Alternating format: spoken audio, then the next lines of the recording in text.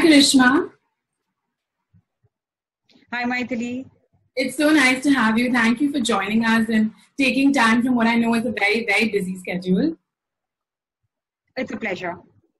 So just to give our viewers a little bit of a background, sort of to let people who are watching this know a little bit more about you, I'm going to do a introduction for you. I'm going to try keeping it brief, but giving your credentials, that is quite hard. That's very kind.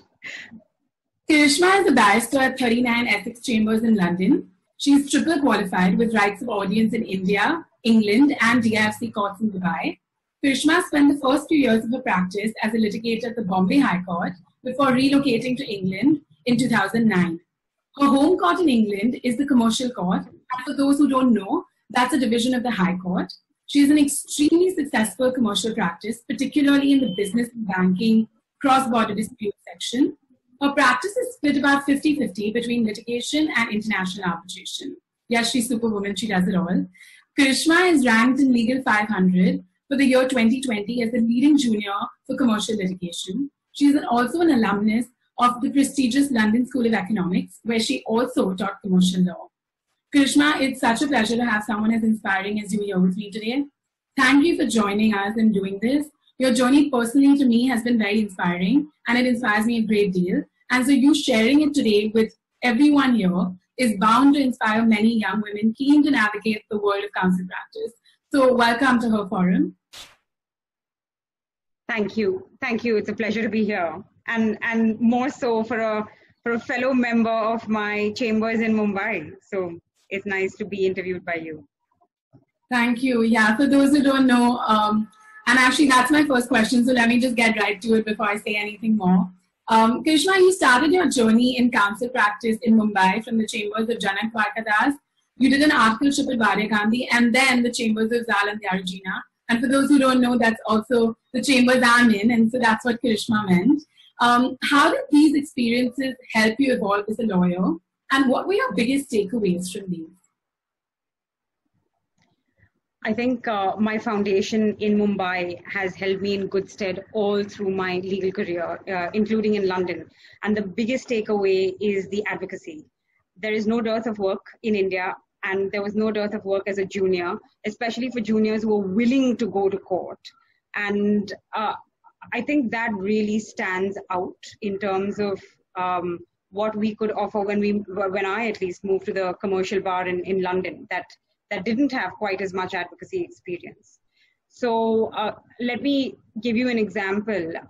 There was in one of my early days at the English bar, somebody who was a senior junior and who took Silk the year after this conversation took place.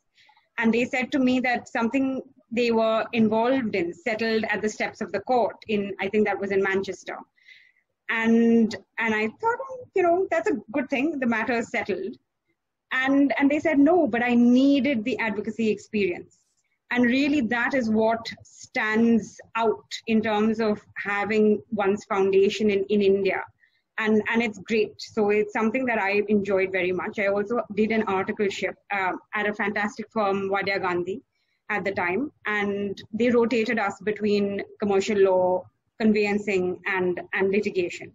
And although I was always keen on litigation from the outset, it was extremely useful to have had this generalist background. I mean, every day in the corporate team, I used to just, sit and think, when is this rotation of mine going to come to an end? Without realizing how incredibly useful it is, because I mainly do banking and sort of private equity disputes now. And had I not had that experience of drafting and working on shareholder agreements and share purchase agreements and all of the other ancillary agreements together with it, I would not have known how to sort of conduct or really which clauses to focus on in a dispute in the private equity space. So I think all of that was excellent, and all of that thanks to the Bombay Bar, and no doubt the advocates. So the seniors. I was incredibly lucky to have been able to shadow somebody like Mr. Janak Dwarkadas in my early days. And Zal, who was fantastic and extremely inspirational. Maithili and I both were part of those chambers. And Sharan Jagtiani and so on. And I think that style of advocacy is missing to a great extent in London. And there is something to learn from both styles of advocacy. And so this thinking on one's feet, which just one has to do, because if you're taking, 3 or 4 or 10 briefs a day in Bombay, then, you have to just, your skills will just develop in that regard. And versus the English skills of really taking your time, spending weeks or days to prepare for your hearing, which is, very preparation focused rather than thinking on one's feet focused. So again, great takeaways from my time in Bombay. That's actually so interesting. And yeah, I think Mr. Dwarkadas and Zal and Shara and all of them are so excellent and inspiring that I think it's an everyday inspiration. Absolutely. So I can understand where you're coming from. That was very insightful. And to sort of like piggyback on that, after your experiences in the Bombay High Court, you moved to London and that's where you re-qualified. And so I sort of wanted to ask you a little bit more about that. What are the steps to re-qualify as a barrister? Because from what I understand, it is one of the most incredibly challenging things that even English lawyers think it is very challenging. So how was it for you? I'm very glad that you asked this question, because I get asked this every week by people who write to me on LinkedIn and so on. And now I can just direct them to this video. So it's useful. So I'll say it at one shot. Basically, one applies to the Bar Council of England and Wales and makes an application to transfer as a practicing advocate from a Commonwealth jurisdiction who has had higher rights of audience for over 3 years. So that was the sort of sliver that I fell within. And if you don't have 3 years of experience at a higher court in India, then I think then it's basically making an application to now what is known as the BPTC, which is a 1-year course. If you've got the 3 years experience, then you can just apply as a transferring advocate. And the Bar Council decides, considers your application and decides what exams you need to take, what exams they're willing to waive. Also, they waive certain pupillage requirements. So a normal pupillage is a 12-month pupillage. And they'll waive it. For example, for me, they waived 6 months. And pupillage also is compulsory to be advertised in the UK. So they waive those advertising requirements for me. For those who don't know, pupillage is basically spending your time with a practicing barrister and sort of shadowing them and doing little bits of work for them. And is divided into 2 parts, practicing and non-practicing. So non-practicing comes first, where you're just shadowing, and practicing is when you're able to do, very small and junior bits of advocacy. And so my pupillage was 6 months, split into 3 months non-practicing and 3 months practicing. Around the same time, and I think before pupillage, in fact, you would have needed to do the BTT, the Bar Transfer Test, which is the exams. And you would also have had to become a student member of one of the Inns of Court. So there are 4 Inns of Court: Gray's Inn, Lincoln's Inn, Inner Temple, and Middle Temple. It doesn't matter, you can choose any of these. I'm a member of Gray's and I love it. And as a student member, you're also supposed to do what is known as dining sessions. So just basically going and eating dinner with other members of the bar. And at that time, I just wondered, why these age-old traditions? But they were all terribly useful, because you meet your contemporaries, you meet seniors, you have, discussions, you make friendships, and all of this was great.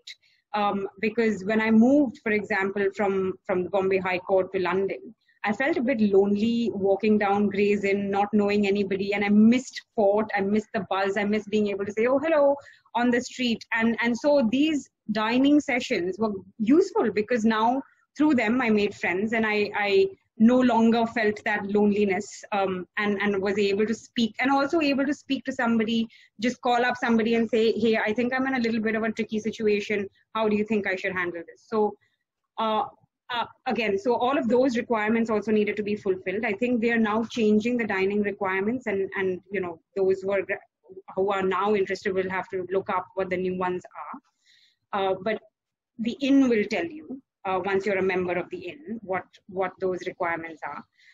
And then, yes, making applications for pupillage, which is the most difficult part of qualifying as a barrister. So for those of you who don't know, you get a certificate that says you've become a barrister. In fact, I think it says utter barrister on the certificate. And that's great because you think, wow, I'm now qualified, but you don't have the ability to practice without a practicing certificate. And you only get a practicing certificate at the end of pupillage. And even after that, you can't practice because you have to work at a set of chambers for 3 years, where there are others who have, I think, at least 10 years of experience at a minimum. So the toughest things about requalifying are making the pupillage application and getting in and getting a pupillage. And then after completing pupillage also, you may get a practicing certificate, but unless you are made a permanent member of that set of chambers, which is known as a tenancy. It's known as a tenancy because one starts paying rent from the first day. So unless you become a tenant, you may have finished pupillage, but again, you'll have to look for something called a third sixth pupillage and wait until you get into a chambers that is willing to take you on following the end of your either pupillage or third sixth pupillage. So that, in very short summary, is the complicated system of requalifying at the English bar. Thank you. That was very insightful. I can imagine you getting asked this question very often because I think the only other person I can think of who's qualified both at the English and Indian bar is Mr. Salve. And so I'm guessing you're getting a lot of queries of this nature. And I think that the system is just so different that I really wanted to ask you, do you think this pupillage system is something that should be adopted in India? And do you have any funny stories or experiences you'd like to share with everyone from your early pupillage days? I should just correct you a little bit because it's I need to give due credit to others who have now become dual qualified. So I think there are others now. I think Mr. Salve and I were both called around 2011 or 12 in London, both by Gray's Inn. But there are others now who are of Indian origin and who have managed to break it through into the English bar. So we should give credit to them. Pupillage experiences, lots of funny ones. But before that, yes, pupillage is useful. I think we just learn it by being thrown in the deep end in Bombay. So, I mean, I just was willing to take on all of the work at the Bombay High Court and made the mistakes in front of the judges. And thankfully, because I was junior, those mistakes were sort of overlooked. But also we had great experience in India because we were in a courtroom filled with people. So we were waiting for our matters to come on and we could observe good advocacy and we could observe the sort of, mistakes that others were making and learn from them, which is very different at the English commercial bar because, in most of my cases, the only parties in the courtroom are me and my client, my instructing solicitors and clients, and the opposing side and their instructing solicitors and clients and the judge. And there's nobody else who's watching. So it's rather a different courtroom. And I think because of that, the pupillage system is useful for the English system, at least at the commercial bar. It's very different at, say, immigration or crime or family in England. And yes, I think training is important in terms of drafting skills. I think that is what we really need to incorporate within our Indian judicial system. As far as advocacy is concerned, I think the system just does it by just throwing the juniors into the deep end. But drafting, it would be incredibly useful to incorporate that system into India. Funny experiences, lots of them from pupillage. I think one really stands out, which is we're here on a forum which is about gender diversity, but gender diversity is just one part of the various aspects of diversity, isn't it? And this was about an age discrimination case. And so one of my pupil masters used to do a lot of work for the Advocate General, or the rather Attorney General in London. And on that panel, there's a specific sub-panel for vexatious litigants. And so basically there was this man who would wake up every morning and look at the classifieds in the papers and look for ads which said, wanted, a young, enthusiastic, smiley face to be a sales assistant in a shop, for example. And he would make applications and would invariably be rejected or perhaps even would try to get himself rejected. And then he would send a notice out to these small shop owners and so on, saying, oh, you've rejected me because of age discrimination. Your ad said wanted young, enthusiastic, etc., etc. And because I'm not young and I'm white, male, and in my late 50s, you have rejected me. And I was gobsmacked when I read this.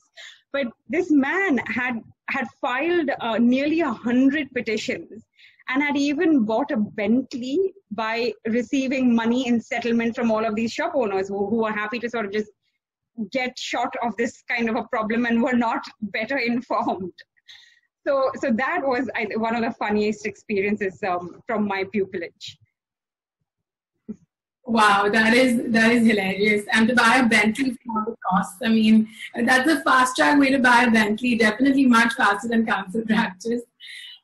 And so sort of now coming to a little bit of a later stage, you're now a pretty senior junior at the English Commercial Bar. And so what is that like, sort of after the whole pupillage, now you being more senior?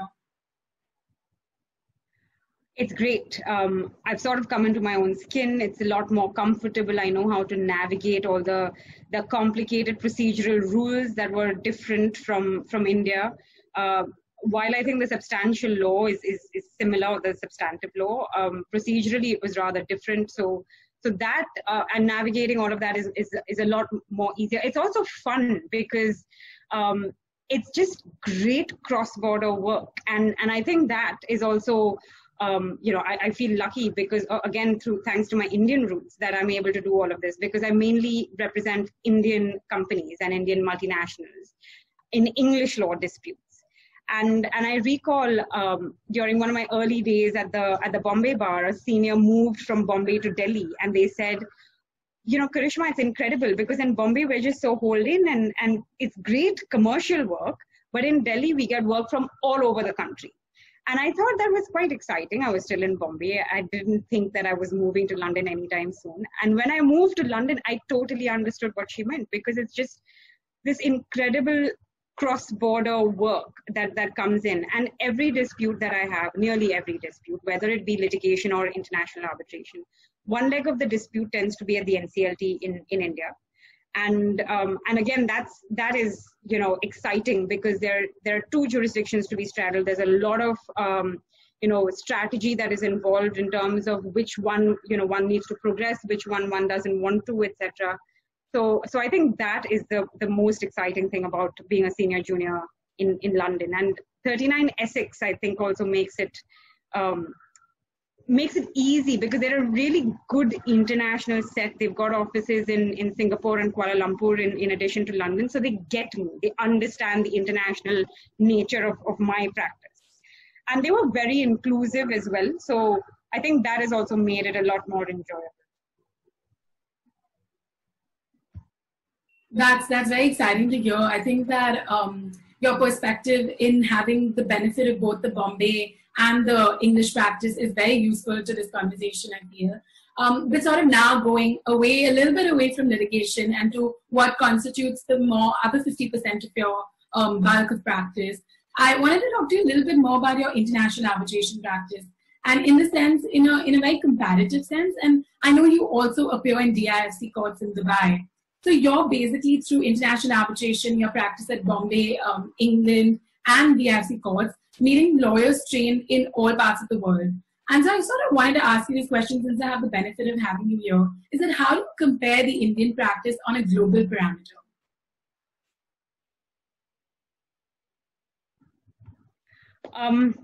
I've got to say it's a little bit of a mixed bag.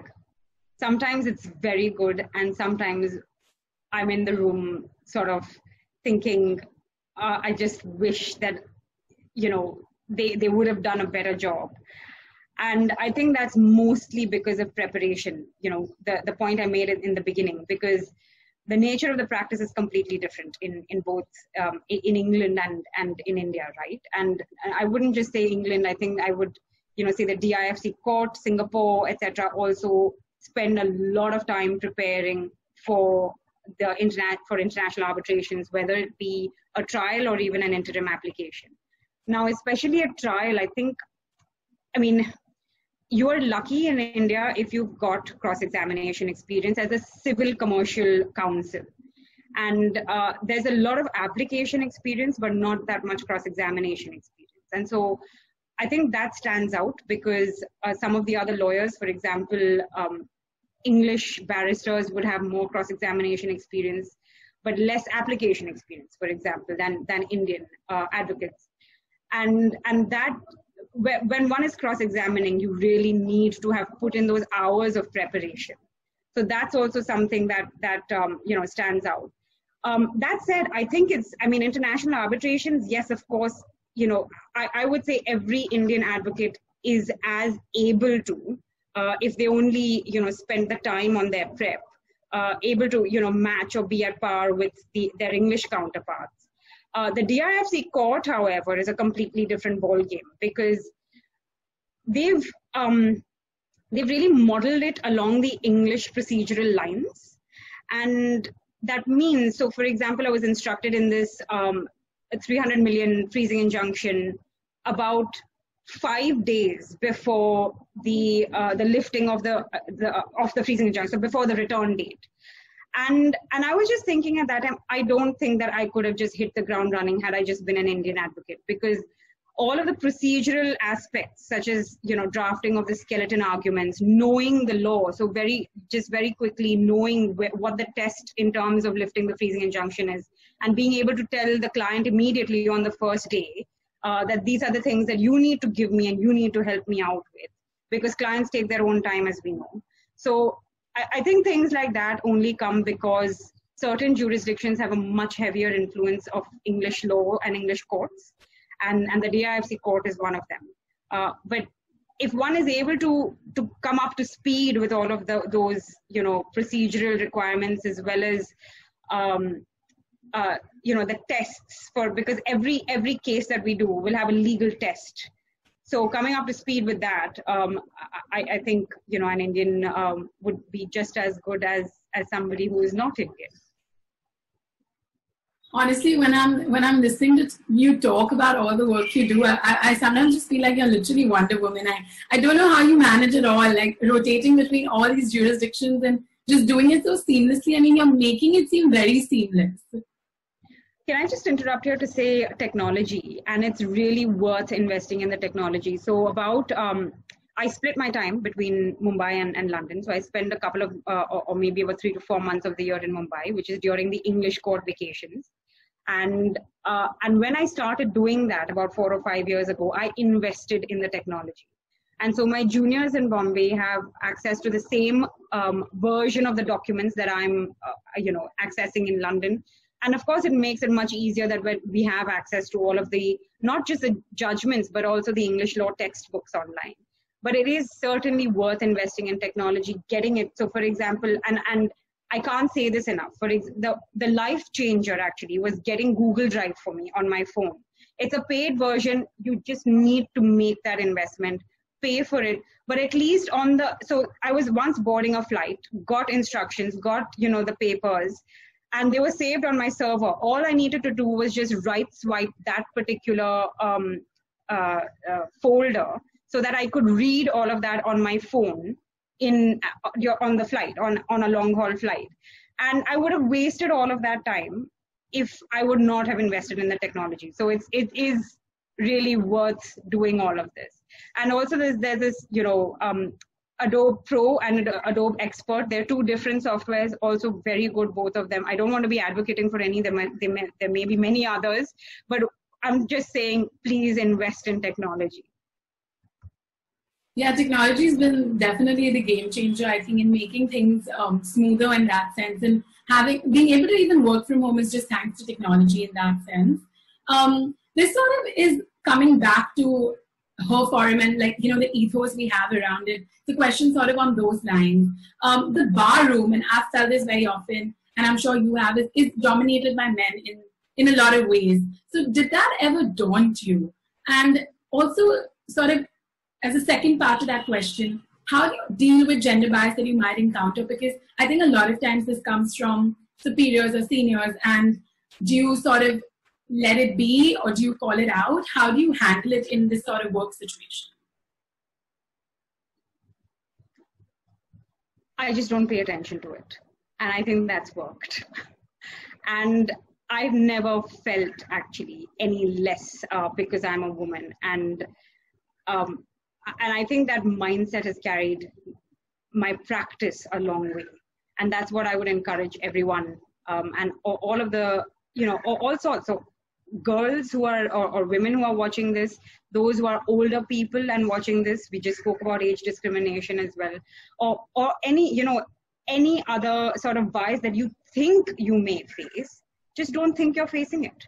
And that, I think, has overcome many obstacles. So for example, when I was a student at the LSE, there was a friend of mine from another part of the world, not India, not England. And they, when we would go out, would say, oh, something that just happened here, I think that's racial discrimination. And I thought, really? I didn't notice that. And that is I think that's what's carried me through. I'm not sure about others, but I think that says that, it is sort of helpful to deal with situations. Just keep your head down, keep working hard and carry on. We're kind of on our last question before we move to a more fun rapid fire round that I have for you in that sense. So as the last question, I wanted to ask you, any parting tips to juniors who want to follow your path, or just juniors at the bar?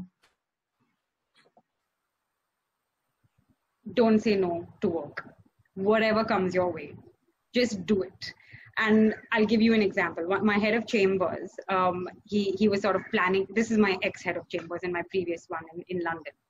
And he has been planning Silk of the Year, etc. But he also developed a great niche for election law. And not many people know this, but some of the greatest cases land on his desk. And he said, Karishma, when I was a junior, if someone would have told me, you need to become an election law specialist, I would not have known how to do it. It just happened because of the things that happened along the way. And I think that would be my tip to juniors. Don't say no to work. Whatever comes, and also, so if it's a teaching opportunity, if it is an opportunity to write articles, if it's just going to court, if you're in a law firm, let your court clerks know that you're happy to go to court at the drop of a hat. That is the best way to build experience. And I think that's what I would say. That's very useful. I'm sure a lot of people are going to benefit from this advice. And to now sort of come to a rapid fire round, the first question of which is the woman lawyer you look up to the most. Two of them. On the Indian side, Madhavi Diwan. She was my senior, and I thought she did just such a fantastic job of the work-life balance. And I always sort of looked up to her and thought, that is how I want to be when I grow up.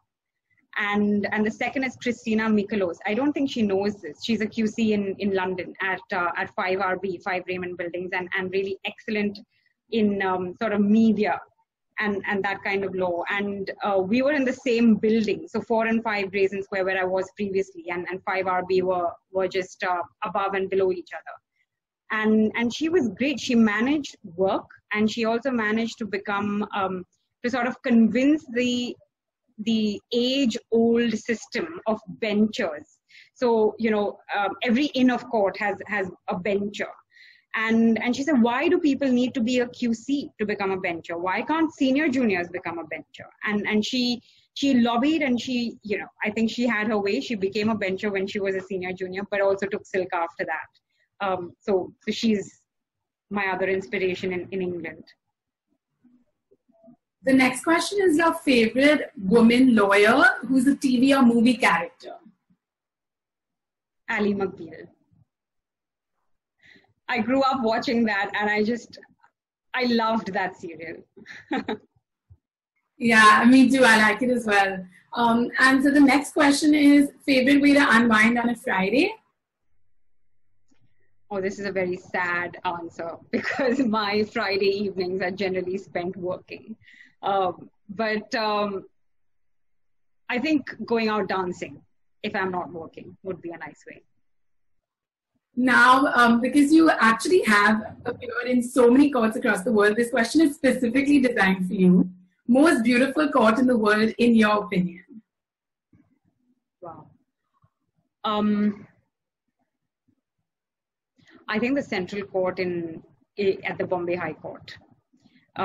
It's a beautiful courtroom. It's got incredibly high ceilings, but more importantly, it's got a list of judges at the Bombay High Court, and that was when I first saw, because some of them said advocate behind their names, and some of them said bar at law, and I used to think, oh, I wonder what bar at law means. And now being a barrister, I know what that means. And it was also where Lokmanya Tilak was tried. So it's also sort of, caught up in the middle of a Indo-English sort of history. So I really like that courtroom. Yeah, it's so beautiful. I think the first time I ever went in there, I was just like stunned that there was this courtroom so beautiful, because I think it's locked quite a few days of the year. It's opened now and then when the Chief Justice is sitting with 5 judges or all the judges. Yeah. I think I've seen it not too often, but every time I go in, I think I'm still stunned. My next question is favorite work snack. So those who know me know that the largest drawer in my table is my snack drawer. So it's filled with, all sorts of things. Nuts, I think I would say, is my favorite work snack. Yeah, I think everyone needs a tuck drawer, especially if you're working those long hours. Yeah. But that's actually all the questions I have for you. I just want to say thank you so much. You're very inspiring. I've always been inspired by you and always looked up to you. And it's been such a pleasure, and it's been my honor in a lot of ways. So thank you for doing this and taking time out of what I can see is a very busy schedule for sure, with all the work that you're juggling. And I'm so glad we could do this. Thank you. Thank you so much for having me. Thanks so much, Karishma.